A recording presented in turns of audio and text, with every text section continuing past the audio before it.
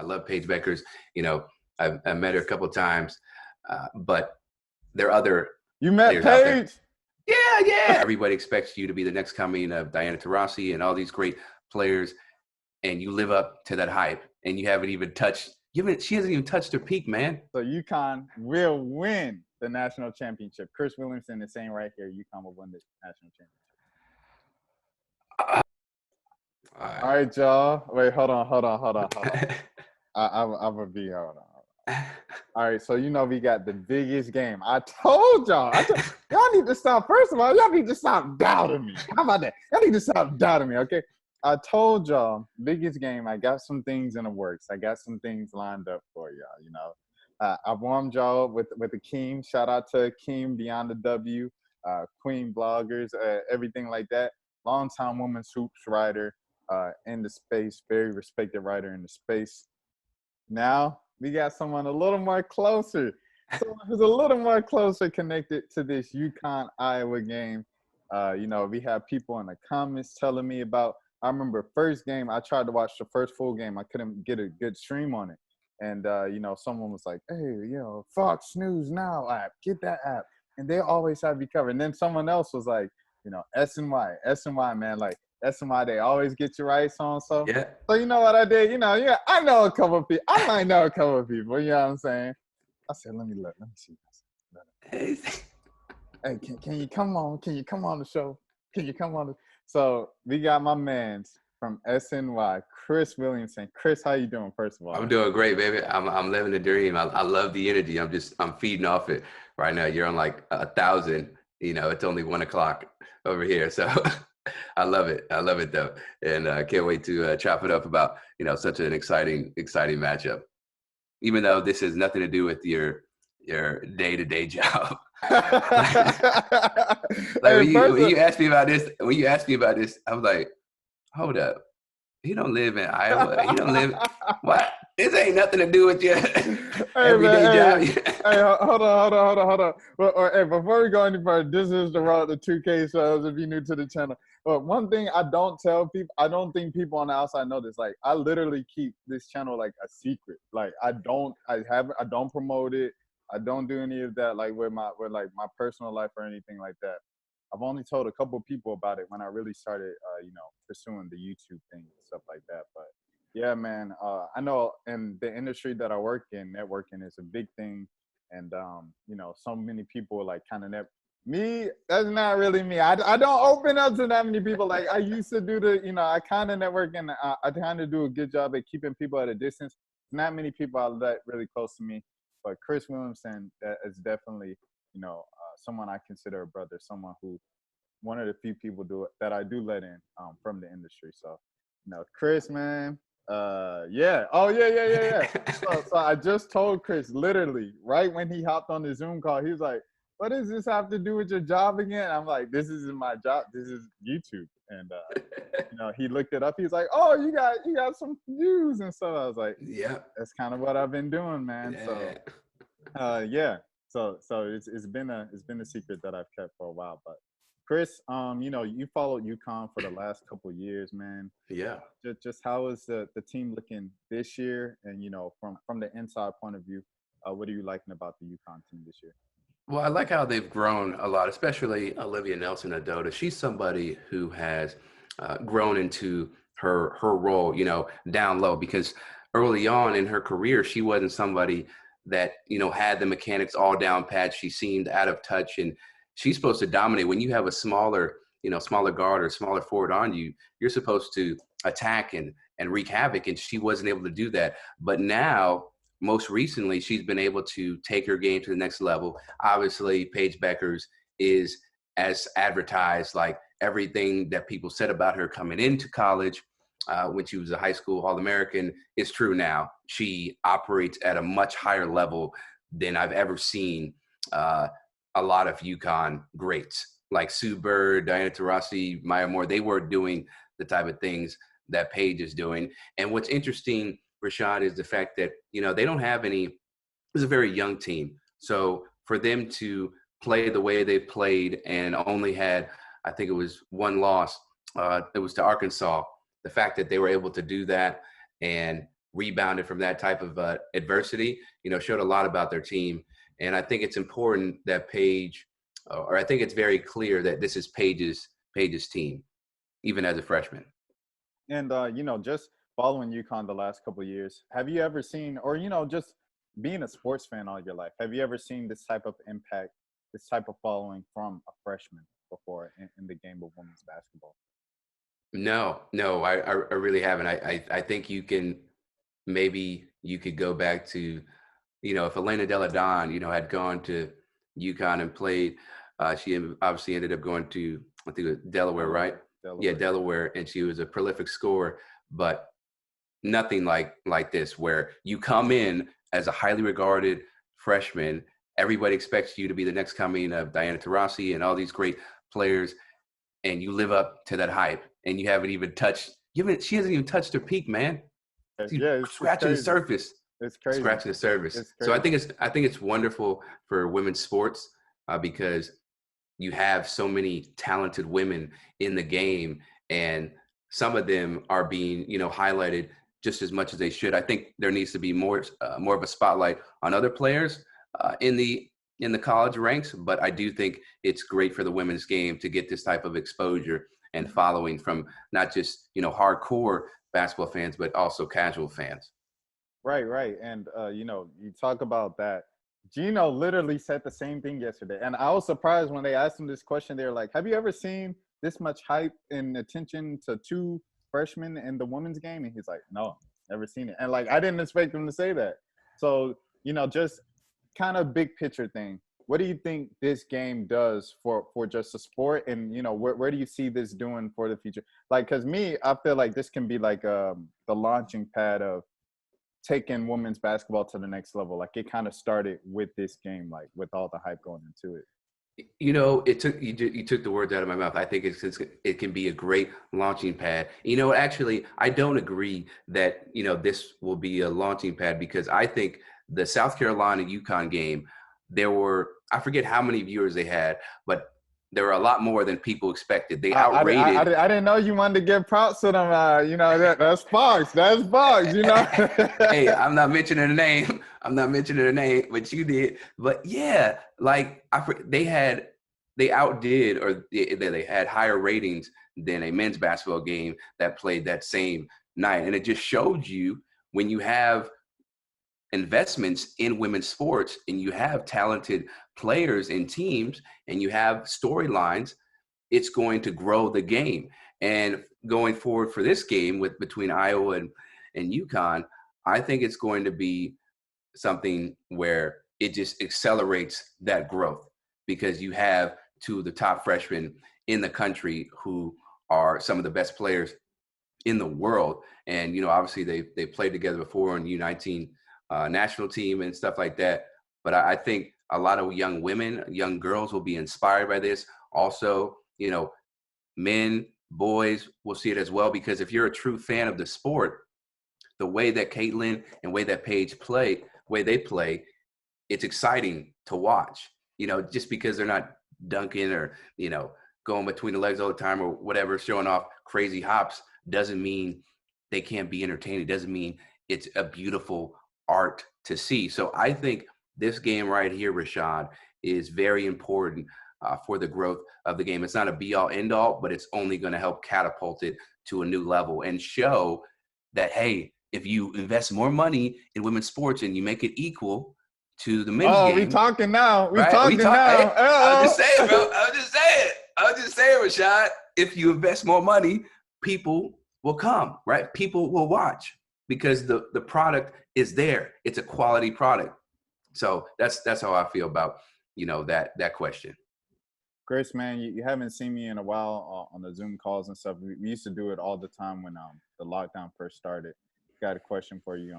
How you feeling about my quarantine beard, man? I was looking at your beard. I was kind of distracted. I was like, how you feeling about mine, man? Where am I? You know what I'm saying? Hey, they said I couldn't do it a couple years ago. They said it would never happen. I didn't listen. I shut out all the haters and I continued to stay true. You know what? I applaud you because I have gone through some struggles as well where I wasn't able to grow a beard, right? It took me a while. Like I couldn't grow nothing in college. Couldn't grow nothing, you know what I'm saying? Barely anything. So for you to stick with it, for me to stick with it, and I'm actually gonna get a haircut after this conversation, to shape it up. But I like it, you know what I'm saying? What I think if you go if you want to go for that chin strap, you know what I'm saying? Make that happen, right? And I think you have I the head. I think, go yeah, go ahead. yeah, you said just trim it down a little bit, you know what I'm saying? Because you got a full beard, right over here, you know what I'm saying? And skinny's up over here. But if you trim it down, you know what I'm saying? Get that fresh lineup. It's a wrap. Hold on. I was on mute. I said fresh lineup, fresh lineup. Right after I get vaccinated, that's what we're gonna do and everything like that. Chris, Okay. man, I guess kind of just let me pull up my bracket real quick. All right, here we go. So here's my Okay. bracket. It's Okay. pretty broken at this point. Oh Lord. Yeah, I had Arkansas. Arkansas killed me, dog. Arkansas Dang. killed me. Yeah, Arkansas was tripping. Yeah, they really hurt me. And Chelsea Dungy just declared for the draft. So shout out Ah, Chelsea Dungy. okay, all right. But Yeah, she could have performed better in the tournament though. But it's I all know. right. Missouri State, yo, shout out Missouri State doing it big. They got Taylor Woodhouse coming in next year Still from the gonna get clapped SIP. by Stanford. Oh yeah, Yep. yeah. Shout out Kiana Williams. She's a hooper. But I had Arkansas winning that game. So you know how that went. And then Yeah. Louisville. How you feel about Haley Van and Dana Evans over there? Those are two other, kind of big time popular players. Yeah, I like them. You know what I'm saying? They're two other, exciting players in the game of women's basketball, college women's basketball. And I think what you're seeing is, these stars come to light. I just wish they would get more exposure, from the mainstream outlets.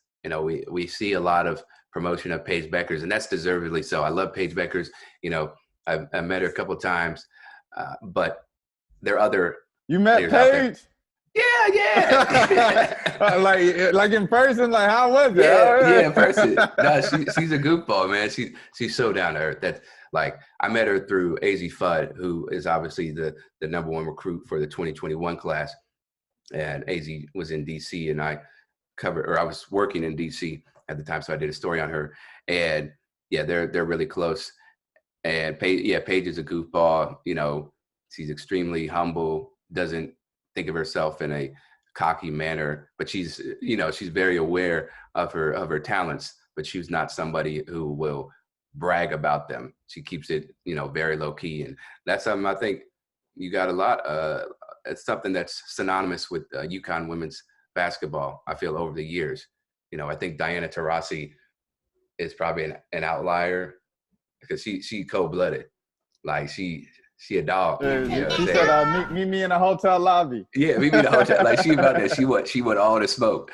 I think Sue Bird a little bit, but Diana Taurasi is probably the biggest outlier as far as being very confident and showing that on the court, with their words and body language. But yeah, Paige is great. And staying along those same lines, you mentioned Azzi Fudd. Just how do you think those two are going to work together next year? Just for a full season. I know obviously Paige is a pass first player.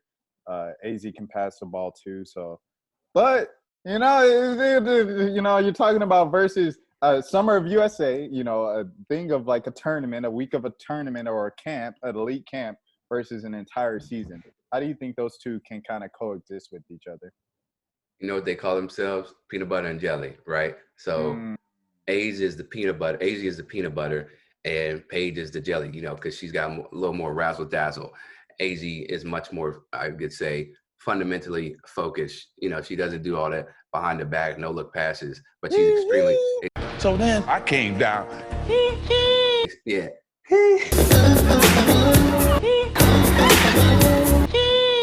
But she's extremely skilled, at her craft, the 3-point shot, obviously getting into the lane, using her body, great body control. I think they're going to work out well because they know each other inside and out. They know where that player is going to be, at a certain point in the game, and they're in lockstep with each other.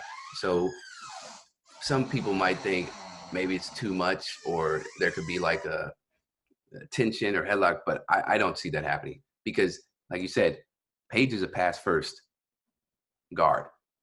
She loves to pass almost too much. You know, Gino gets on her about passing so much, like shoot the ball, take your shot. Paige said she heard Gino yelling through the screen, shoot the ball. Yeah, So she started yeah, shooting the ball more in the right, second half. right. So just imagine when you get Azzi on campus and Paige is driving to the lane, drawing the defense in, and then boom, she kicks it out to Azzi buckets because it's automatic, and you know they can complement each other very well. That's how I feel about what they're gonna do next year. Big facts, big facts. And, you know, kind of wrapping up here, Chris, you're a big just supporter of women's rights and human rights and stuff like that. Where were the origins of you being interested, taking an interest in kind of standing up and speaking up for those sort of things come from? It came from my parents. You know, my mother and dad were very proactive and intentional about making sure we always treated people with respect and dignity, and that we never saw ourselves as better than another person because of what we had or what they didn't had. And, you know, coming from, you know, a strong Black woman and my mom, that obviously played a huge role in how she conducted her life and what she stood for. And that translated into my DNA and my thought process. Like, you know, women are dope. That, you know, that's what I know, right? Like all of my relatives, you know, most of them are women, and they're very assertive and powerful. And that's why, you know, I've had such a appreciation for women, you know, from day one. It's not to say, you know, I could always do better, but that's where it comes from.